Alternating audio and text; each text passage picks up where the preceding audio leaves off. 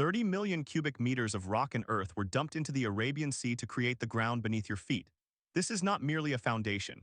It is a geological defiance constructed against the will of the ocean. Most modern metropolises are born from riverbanks or natural harbors, growing organically over centuries of trade and settlement. Mumbai is different. It is an artificial landmass engineered into existence. At the coordinates where the gateway of India now stands, the tides once violently crashed against jagged basalt rocks, separating 7 distinct malaria-ridden islands. Nature never intended this city to exist. To understand the sheer audacity of this urban experiment, we must look past the chaotic traffic of the Western Express Highway and visualize the archipelago as it was in the 15th century. It was a fragmented chain known as the Heptanesia by ancient Greek geographers, inhabited primarily by the Koli fisherfolk who navigated the treacherous creeks in hand-carved wooden boats. They worshipped Mumbai, the goddess of the salt collectors and fisherfolk, whose temple stood near the shoreline where waves washed the steppes. These indigenous inhabitants lived in sync with the tidal rhythms, understanding that the water was not an enemy to be conquered but a force to be respected. The Koli fishing nets drying in the sun are the only surviving remnant of that lost era. The geopolitical destiny of these islands shifted forever in 1661, not through war, but through a wedding contract. When Princess Catherine of Braganza of Portugal married Charles II of England, the islands of Bombay, the Good Bay, were handed over as a mere clause in a royal dowry. The British Crown, indifferent to a cluster of muddy swamps on the other side of the world, leased the territory to the East India Company for a pitiful annual rent of £10 of gold. It was the most undervalued real estate deal in history. The transformation from swamp to megacity began with a man named Gerald Ongier, the second governor of Bombay, who looked at the pestilential marshes and saw a rival to the great ports of Europe. But the geography was broken. The 7 islands, Colaba, Little Colaba, Bombay, Mazagaon, Peril, Worli, and Mahim, were separated by tidal creeks that flooded completely during the monsoon, drowning the lowlands and cutting off communication for months. Ongier began the process of fortification, offering tax exemptions to skilled workers to migrate from the mainland, yet the water remained the ultimate barrier. The sea was winning the war. Then came the turning point in 1784. William Hornby, a governor who ignored direct orders from the company directors in London to curb spending, decided to bet his career on a single engineering marvel. He proposed plugging the Great Breach between Worli and Bombay, a gap where the sea rushed in with terrifying force. This project, known as the Hornby Vellard, was an engineering nightmare of the 18th century, requiring thousands of laborers to haul stone by hand while battling high tides and tropical diseases. It cost a fortune. The Vellard changed everything. Once the breach was sealed, the low-lying lands behind it could be drained and filled, effectively fusing the islands together. This was not just construction, it was terraforming. By 1845, the 7 islands had vanished, replaced by a single fused landmass that resembled a claw reaching into the Arabian Sea. But land was only the beginning. The mid-19th century brought a catalyst that no planner could have predicted: the American Civil War. As Union blockades choked off the supply of cotton from the American South to the textile mills of Lancashire, the world turned its desperate gaze toward India. Mumbai was the only port capable of handling the demand. The city exploded with wealth almost overnight. This era, known as the Cotton Mania, saw money flowing through the streets like the monsoon rains, creating a class of merchant princes who wanted their city to look like London but grander. Sir Bartle Frere, the governor during this boom, made a radical decision in 1864.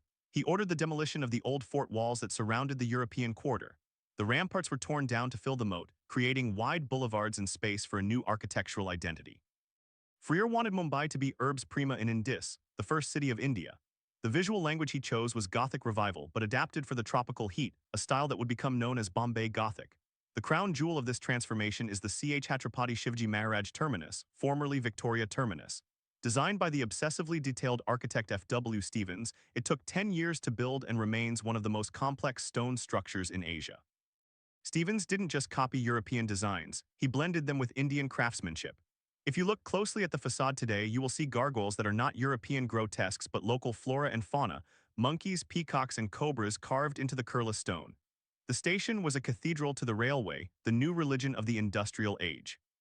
Under its massive vaulted dome, the first steam trains hissed and clanked, connecting the port to the hinterland and cementing Mumbai's status as the commercial heart of the empire. While the British built the grand facades, the city's true engine was being constructed in the shadows by the textile barons. The skyline of central Mumbai was soon dominated by the smoking chimneys of the Jurangayaan mills. To house the lakhs of workers migrating from the Konkan coast, the city developed the chawl system, cramped multi-story tenements with shared balconies and sanitation. These chawls became the social crucible of the city, fostering a unique culture of communal living and resilience that defines the Mumbai spirit to this day. However, a city built on reclaimed land faces a perpetual battle against the elements. The sanitation challenges were immense. In the 1890s, the bubonic plague devastated the population, exposing the deadly consequences of overcrowding and poor drainage on the artificial landmass. The response was the creation of the Bombay Improvement Trust, which launched aggressive schemes to open up congested neighborhoods and build new roads like the Princess Street and Sydenham Road. They were carving lungs into a suffocating body. Deep beneath the asphalt, a hidden network of infrastructure keeps this impossible city alive. The Victorian-era sewage system, built with brick-lined tunnels large enough to drive a car through, still functions today, struggling against a population that has grown from 800,000 to over 20 million. Even more critical is the water supply. Mumbai's water travels over 100 kilometers from lakes like Tansa and Vaitarna, flowing through massive pipelines that snake through the forests and slums alike. These pipes are so large that squatter settlements have built entire communities on top of them, using the steel conduits as elevated pathways above the mud. Perhaps the most fascinating hidden layer of Mumbai is its human infrastructure. The Dabbawalas constitute a supply chain miracle that has baffled modern logistics experts. Every day, 5,000 men in white Gandhi caps deliver 200,000 home-cooked lunches to office workers across the city with an error rate of 1 in 6 million. They use no computers, no barcode scanners, and no GPS. Instead, they rely on a complex coding system of colors and symbols painted on the tiffin tins, synchronized with the schedule of the suburban railway network. This system is a living testament to the city's ability to organize chaos into efficiency. Moving north, we encounter Dharavi, often mischaracterized simply as a slum. In reality, it is an industrial powerhouse and a recycling hub that processes waste from across the globe. From a helicopter aerial view, the blue tarpaulin roofs look like a sea of plastic, but underneath lies a sophisticated economy generating over $1 billion annually. Here, plastic waste is sorted, washed, and pelletized, leather is tanned, and textiles are embroidered. It is a city within a city, functioning with its own unwritten laws and hierarchies, built entirely on land that was once a mangrove swamp. The transformation continues today, but the axis has shifted.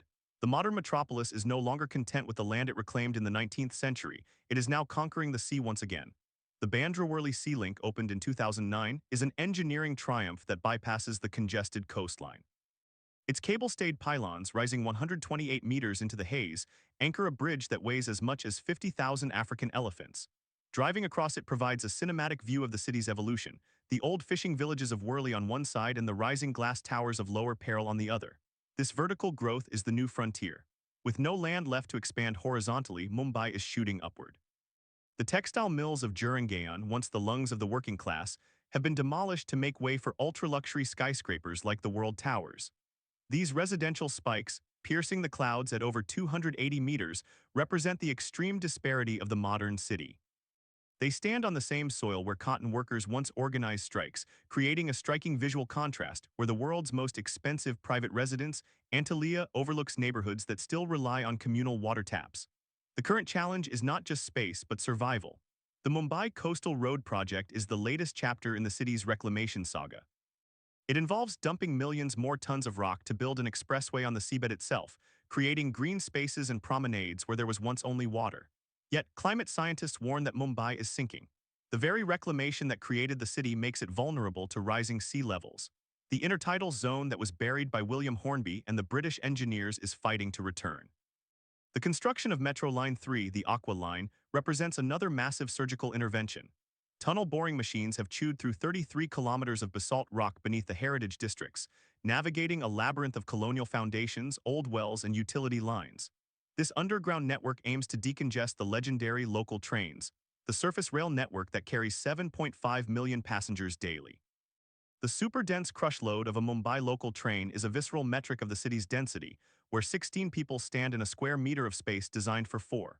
As we look toward the future, the Mumbai Trans-Harbour Link promises to unlock the mainland, potentially shifting the city's center of gravity eastward. This 21.8-kilometer bridge, the longest sea bridge in India, is an attempt to escape the island constraints entirely. Planners envision a third Mumbai rising on the mainland, reducing the pressure on the crumbling infrastructure of the original 7 islands.